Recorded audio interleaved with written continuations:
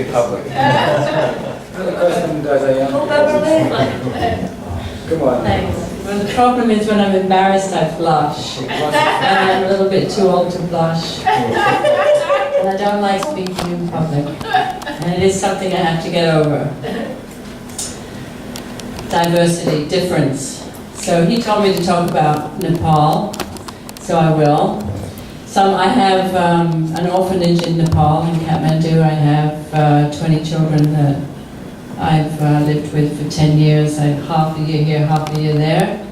And diversity, trying to stay to diversity.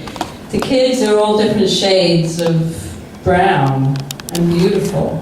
And they're always saying, "Mommy, Mommy, you're so beautiful, your skin is so white, you're so beautiful." And it really upsets me because of course, they're all very, very beautiful. And I don't really know what to say to them. I say, but you know, all these white people are just sitting in the sun all day trying to get brown. So, yeah. Is that enough?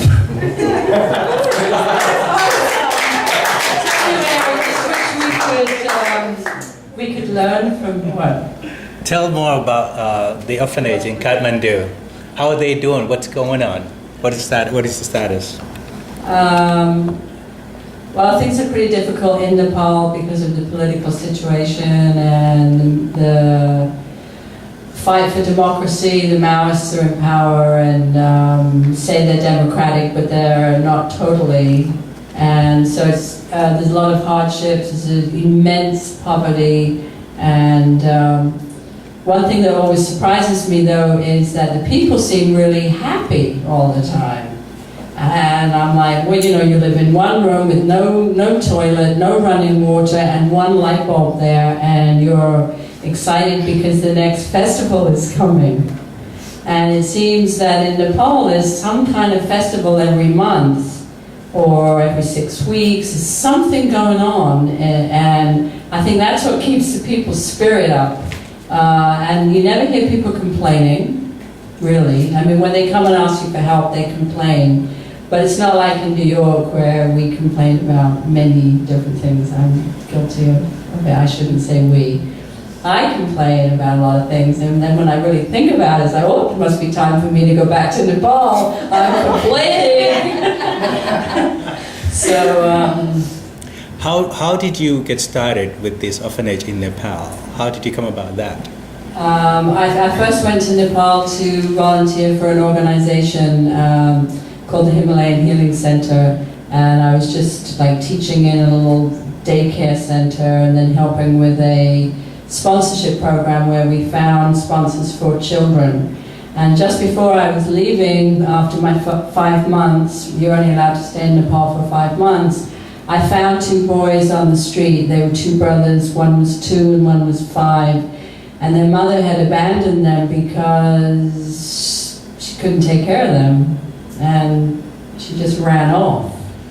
And I think this happens a lot in Nepal, and I think women think that their children are better off when they're picked up by some kind of orphanage, and they are. I mean, that's the sad thing, they are better off. All the children I have, you know, have a pretty nice life, and they're all getting educated, and they have food, they have eggs, they have meat once a week, they have milk. You know, these mothers, they can't give the children the things that we can give them, of course. And so anyway, there's a lot of abandoned children, so I found these boys. And the tailor, excuse me, the tailor across the road from where I found them said, you should take them because they've been there for 3 days and nobody else is going to take them. So I did. I thought, oh, I'll find a family that'll say, I'll look after them and I'll pay the family or something like this. So I was pretty naive. I was asking everybody, you know, would you take care of these 2 boys? And nobody would take them. And my visa ran out, and I persuaded a school to take them. They were too young. They were 2 years old and 5.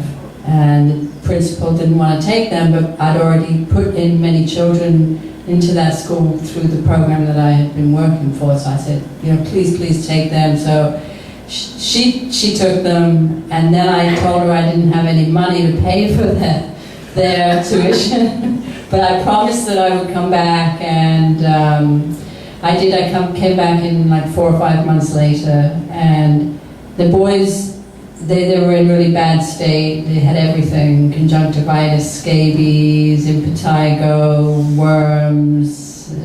They were malnourished, and I just thought that I couldn't leave them there, and I wanted to do something to make a more homey atmosphere for them and children like them. So, what is the name of the orphanage? Hang on. What is the name of the orphanage? It's called Ghar Sita Mutu, which is really poor Nepali, which I made it up myself, so it's kind of incorrect Nepali. It means house with a heart. It should be slightly different, but it was too late to change it. One more question, Beverly. What happens when these kids grow? When they grow up? Well, I hope when they grow up, they'll. A lot of them say they're interested in doing social work. There's a few of them that are very bright, and then several of them are not so bright. Their malnutrition, of course, doesn't make for really bright children.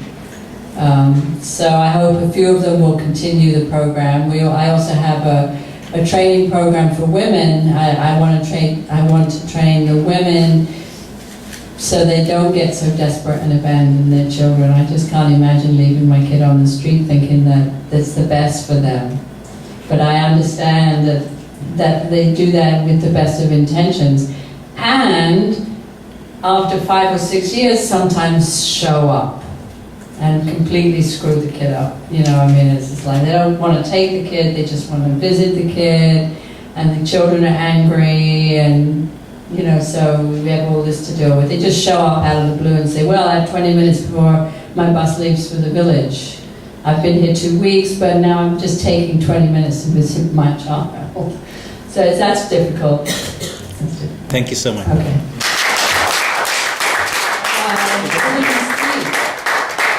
You didn't speak. You sang beautifully, you didn't speak. Oh, I could call Francis. I've been speaking all day. She has to speak to